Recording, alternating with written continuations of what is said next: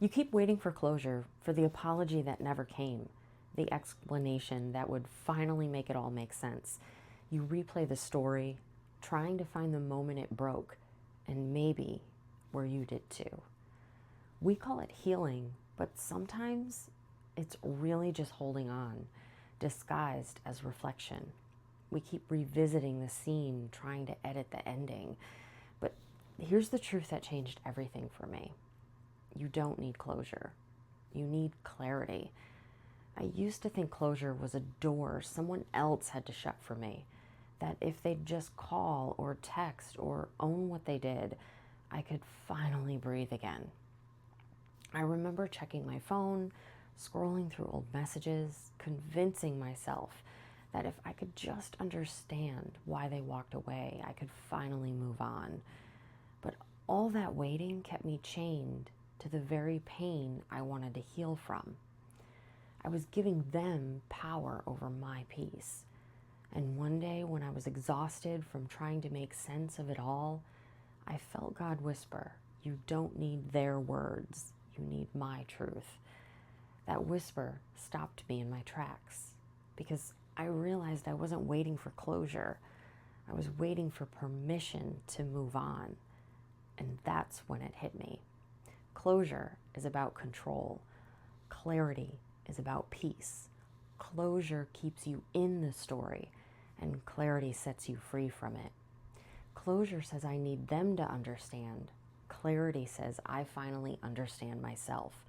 Closure is circular. You keep coming back to what hurt you. Clarity is forward motion. You start walking toward what heals you. And the most painful part, sometimes clarity comes when you stop asking why and start asking what now. Take a breath right here. Think of that one situation you can't seem to let go of. Maybe it's a breakup, a friendship that drifted, a job that ended before you were ready, or maybe it's the version of you that settled for less because you didn't know your worth yet. What if the closure you've been waiting for isn't supposed to come from them? It's supposed to come from within you. What if this is God's way of saying, you've learned what you needed to learn. Now it's time to return to yourself. Isaiah chapter 43 verse 18 says, "Forget the former things. Do not dwell on the past." That doesn't mean pretend it didn't happen. It means stop gripping what's gone so your hands are free to receive what's next. When you live in faith, you stop trying to rewrite what broke you and start letting God rewrite you. You don't need them to fix it. You don't need an apology. You don't even need to understand everything that happened. You just need the courage to say, I'm done waiting for closure.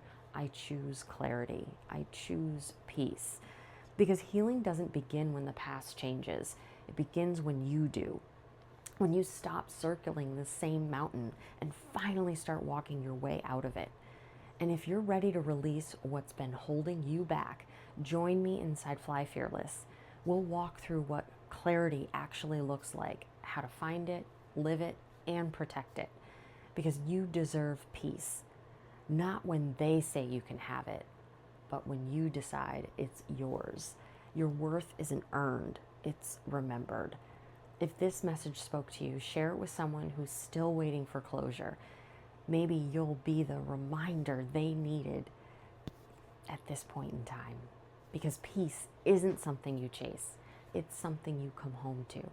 I'll see you in the next video.